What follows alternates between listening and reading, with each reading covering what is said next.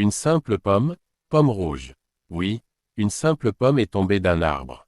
Et cet instant a changé l'histoire de l'humanité. Mais ce que personne ne te dit, c'est que derrière cette histoire se cache un homme étrange, solitaire. Et peut-être l'un des esprits les plus puissants de tous les temps. Cet homme, c'est Isaac Newton, mathématicien et physicien anglais, considéré comme l'un des plus grands scientifiques de l'histoire. Il laissa d'importantes contributions à de nombreuses branches de la science. Ses découvertes et théories furent à la base d'une grande partie des progrès scientifiques réalisés après lui. Newton fut l'un des inventeurs de la branche des mathématiques appelée calcul infinitésimal, l'autre inventeur fut le mathématicien allemand Gottfried Wilhelm Leibniz. Il éclaircit également les mystères de la lumière et de l'optique, formula 3 lois sur le mouvement et en déduisit la loi de la gravitation universelle. Voire mécanique. Newton est né le 25 décembre 1642, selon le calendrier julien en vigueur à cette époque en Angleterre. Cela correspondrait au 4 janvier 1643 selon le calendrier grégorien en vigueur de nos jours, à Woolsthorpe, près de Grantham dans le Lincolnshire. Il accomplit sa scolarité au collège de Grantham. À l'âge de 18 ans, étant donné sa passion pour les sciences, il fut envoyé au cours de l'été 1661 à l'université de Cambridge. Newton obtint sa licence en 1665, mais fut obligé de rentrer à Woolsthorpe la même année pour fuir la peste qui sévissait à Londres. L'interruption de ses études dura 2 ans, et la légende veut que ce soit au cours de cette période que la chute d'une pomme ait inspiré à Newton la loi d'attraction des corps. Newton retourna ensuite à Cambridge, où il fut élu membre associé en 1667. Il obtint sa maîtrise en 1668. Newton ne tint pas compte des programmes universitaires et se consacra à l'étude de ses centres d'intérêt, les mathématiques et la physique. Travaillant entièrement seul, il expérimenta les derniers développements en mathématiques et en physique, qui traitaient alors la nature comme une machine complexe. Presque immédiatement, il fit des découvertes fondamentales qui contribuèrent à l'évolution de sa carrière scientifique. La méthode des flux. La première réalisation de Newton fut dans le domaine des mathématiques. Il généralisa les méthodes qui étaient utilisées pour dessiner une tangente à une courbe et pour calculer la surface décrite par les courbes, et il reconnut que les deux procédures étaient des opérations contraires. En les rassemblant dans ce qu'il a appelé le calcul des flux, Newton créa à l'automne 1666 un type de mathématiques connu désormais sous le nom de calcul. Le calcul représenta une méthode nouvelle et importante, qui hissa les mathématiques modernes au-dessus du niveau de la géométrie grecque. Bien qu'il en fût l'inventeur, Newton n'introduisit pas le calcul dans les mathématiques européennes. En 1675, Leibniz parvint indépendamment au même résultat, qu'il appela calcul différentiel.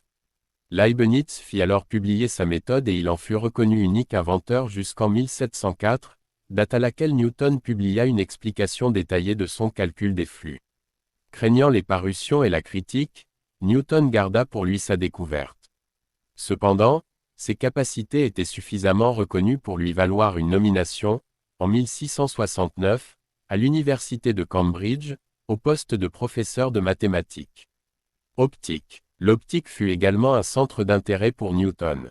En tentant d'expliquer comment les couleurs paraissent, il parvint au raisonnement selon lequel la lumière est un mélange de différents rayons de couleurs différentes, et qu'en raison des phénomènes de réflexion et de réfraction, ces couleurs apparaissent en composants séparés. Newton démontra sa théorie des couleurs en faisant passer de la lumière au travers d'un prisme, qui scinde le faisceau lumineux en couleurs séparées.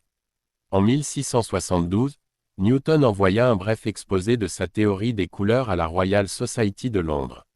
Sa publication dans la parution de la Royal Society, Philosophical Transactions, souleva la critique et renforça sa crainte d'être publié. Par la suite, il se retira autant que possible dans la solitude de ses recherches, à Cambridge.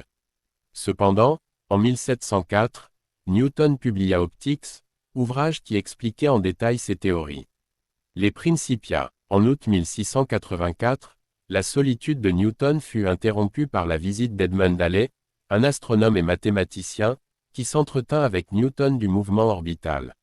Newton avait également suivi des cours de sciences mécaniques lorsqu'il préparait sa licence et, à cette époque, il avait déjà des notions de base de gravitation universelle. La visite d'Halley encouragea Newton à reprendre ses recherches sur le sujet. Au cours des 2 années et demie qui suivirent, Newton créa la dynamique en énonçant les 3 lois fondamentales du mouvement. Newton appliqua ces lois aux lois de Kepler sur le mouvement orbital, énoncées par l'astronome allemand Johannes Kepler, et obtint la loi de la gravitation universelle. Newton est surtout célèbre pour sa découverte de la gravitation universelle, qui explique que tous les corps, dans l'espace et sur la Terre, subissent les effets d'une force appelée gravité.